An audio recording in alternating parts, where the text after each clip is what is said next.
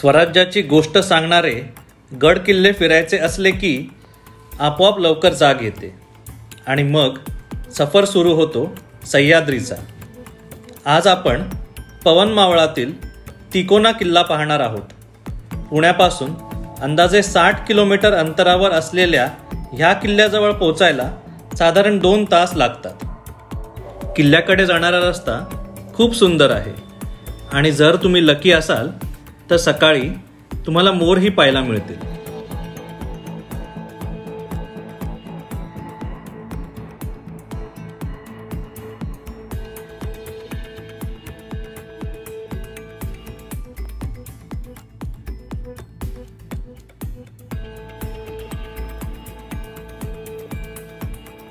ही सुंदर दृश्य पाहता पाहता साधारण 1.5 तासाने पिरॅमिडच्या आकाराचा तिकोना किल्ला दिसू लागतो।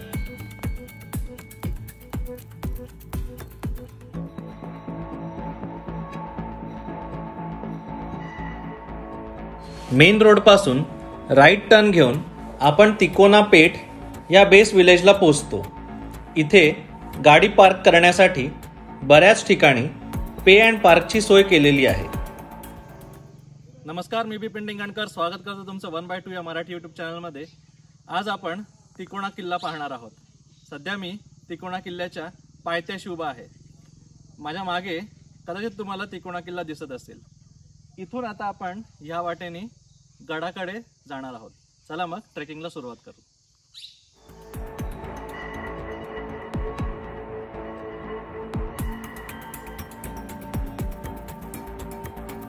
पायथ्यापासून किल्ल्याकडे जाणारी ही वाट घनदाट झाडीतून जाते। दोन्ही बाजूने असणाऱ्या झाडींमुळे उन्हाचा त्रास होत नाही। अनेक चढउतार आणि वळणं असलेली ही वाट पायऱ्यांमुळे थोडी सोपी जरी वाटली तरी दमवणारी आहे। ह्या वाटेवर आपल्याला बऱ्याच प्रकारची फुलपाखरं पाहायला मिळतात। साधारणपणे 15 मिनिटाच्या चढाईनंतर आपण ह्या ठिकाणी पोहोचलेलो आहोत। ह्या जागेला मेट असं म्हणतात। इथे आपण काही जुने अवशेष पाहू शकतो। ह्या जागेची खासियत अशी की गडावर येणाऱ्याची सगळ्यात पहिली प्राथमिक चौकशी इथेच व्हायची। त्यानंतरच प्रत्येकाला गडावर जाण्याची आज्ञा मिळायची।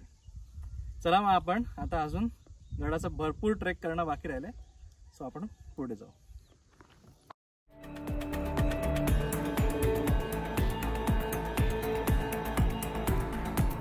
हा किल्ला पर्यटकांसाठी सकाळी 7 ते संध्याकाळी 5 वाजेपर्यंतच खुल्ला असतो।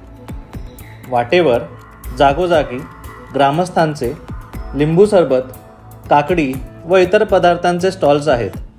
तरीही सोबत पाणी आणि काही स्नॅक्स बरोबरच घ्या।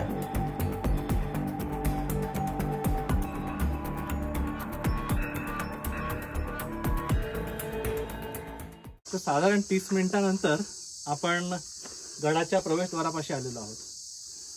प्रवेशद्वार पाहून असं वाटतं की नुकतंच बसवलेलं असावं। आतमध्ये पहारेकरांच्या देवड्या आहेत। आपण आता आतमध्ये प्रवेश करू आणि पाहू आतमध्ये किल्ला कसा आहे।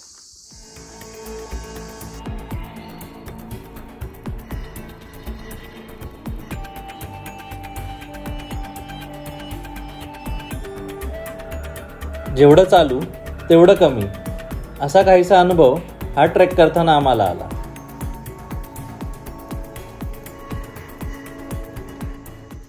गडावरील हे 2 भक्कम बुरुज सध्या हे ढासळलेल्या स्थितीत आहेत।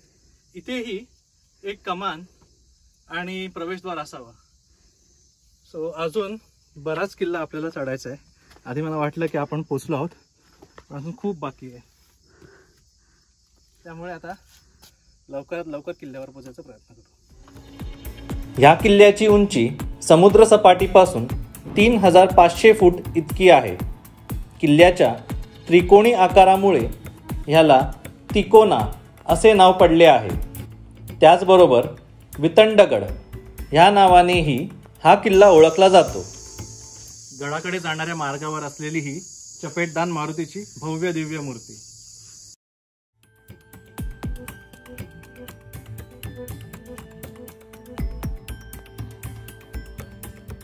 सध्या दिसणारे अवशेष जुन्या वास्तूंचे आहेत। इथून एकेकाळी गडावरील राज्यकारभार चालवला जात असे.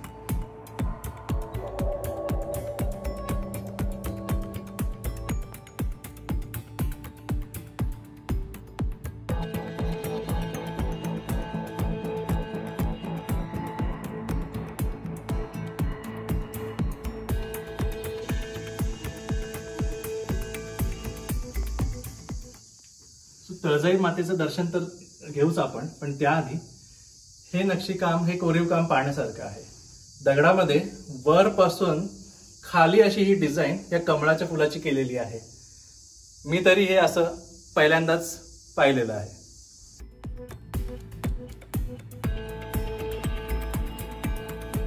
मंदिरा शेजारीच असलेल्या या काही गुहा.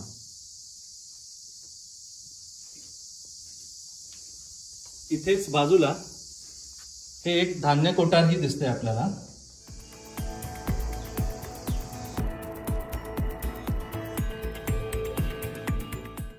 कमालीची शांतता आणि एक प्रकारचा थंडावा आहे या जागेत.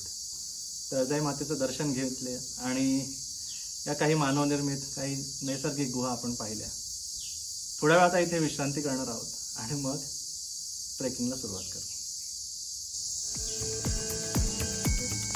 बालेकिल्ल्याकडे जाणाऱ्या वाटेवर आपल्याला गड बांधणीमध्ये अत्यंत मोलाचा वाटा असणारी ही आणखी एक ऐतिहासिक वास्तू, चुन्याचा घाणा. यामध्ये चुनखडी आणि इतर सामग्री टाकून ते चाक असं गोल फिरवलं जायचं बैलाच्या किंवा गाढवाच्या मदतीने, आणि मग हा चुना तटबंदी आणि इतर वास्तू बांधण्यासाठी कामाला यायचा. इथूनच आता आपल्याला काही दगडी पायऱ्या दिसत आहेत, ज्याच्याने आपण बालेकिल्ल्याकडे जाणार आहोत. इथून आपल्याला बालेकिल्ल्याचे काही बुरुजही पाहायला मिळतात.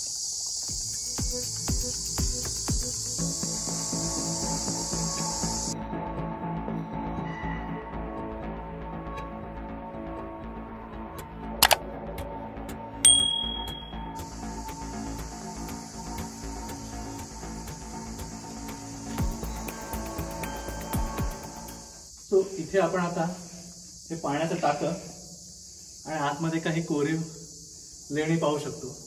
हे पाणी सध्या पिण्याच्या योग्य नाहीये.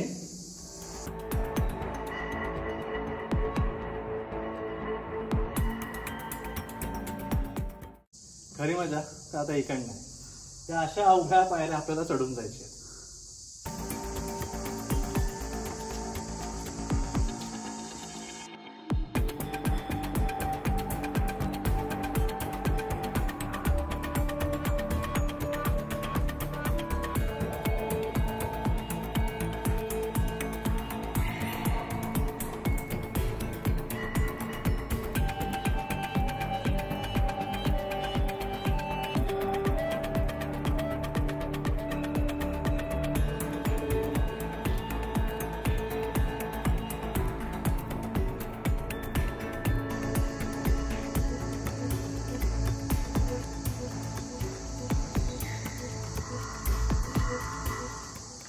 तो बालेकिल्ल्याकडे जाणाऱ्या वाटेमध्ये लागणारी आपल्याला ह्या काही गुहा.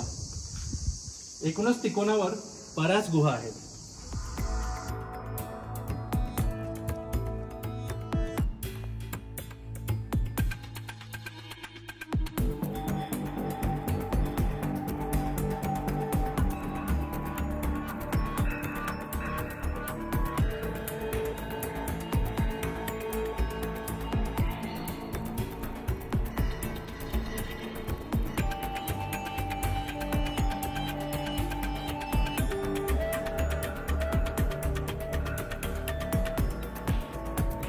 गुहा पाहून झाल्यावर प्रवेशद्वाराच्या डाव्या बाजूला असलेल्या बुरुजावर काही वेळ घालवला. इथून दूरपर्यंत दिसणारे डोंगर खूप सुंदर दिसत होते.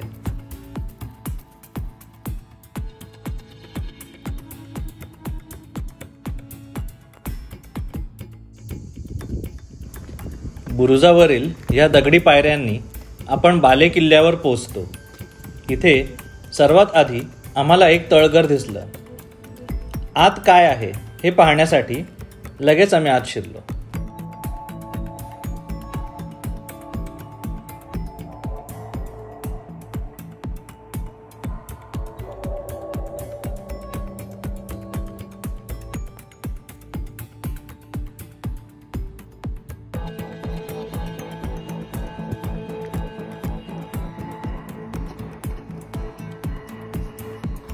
बाले किल्ल्यावरचं तळघर.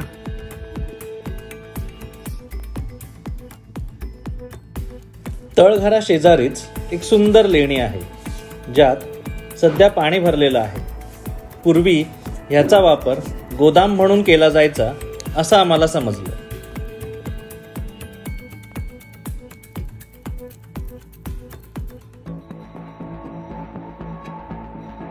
लेणीच्या बरोबर वर आहे गडदेवता वितंडेश्वराचे मंदिर. वितंडेश्वराच्या नावाने हा किल्ला वितंडगड म्हणून ओळखला जातो.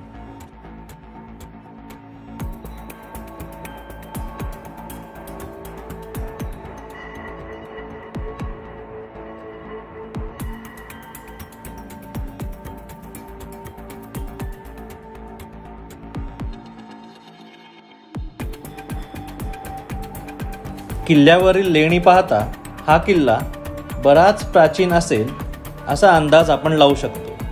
हा किल्ला कोणी बांधला ह्याबद्दल जास्त माहिती नाही. 1657 मध्ये छत्रपती शिवाजी महाराजांनी हा किल्ला स्वराज्यात आणला. पुढे पुरंदरच्या तहामध्ये हा किल्ला मुघलांना देण्यात आला. नंतर इतर किल्ल्यांप्रमाणे हा किल्लाही पुन्हा मराठ्यांकडे आला. त्यानंतर 1818 साली हा किल्ला ब्रिटिशांना देण्यात आला. हा किल्ला संपूर्ण पावना मावळ प्रदेशाच्या नियंत्रणाचे केंद्रस्थान म्हणून ओळखला जात असे.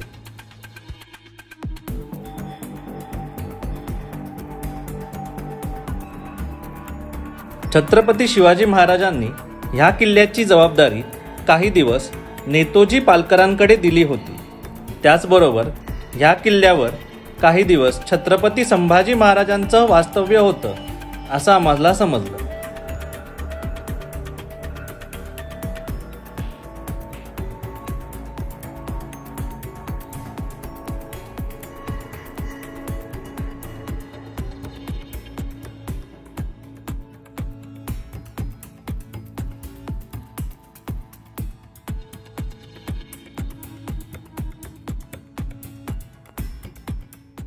तिकोना किल्ल्याच्या सर्वात उंच भागावर आपण आता आलेलो आहोत.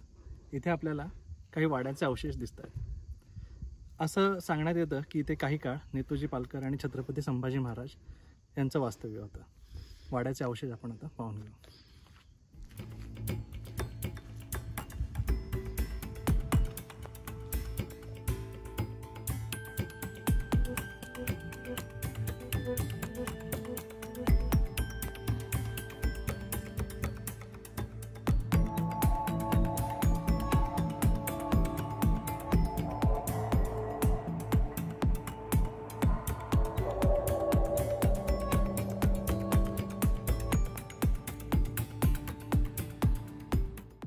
छत्रपती शिवाजी महाराजांचा आणखी एक गड किल्ला आपला पाहून झाला.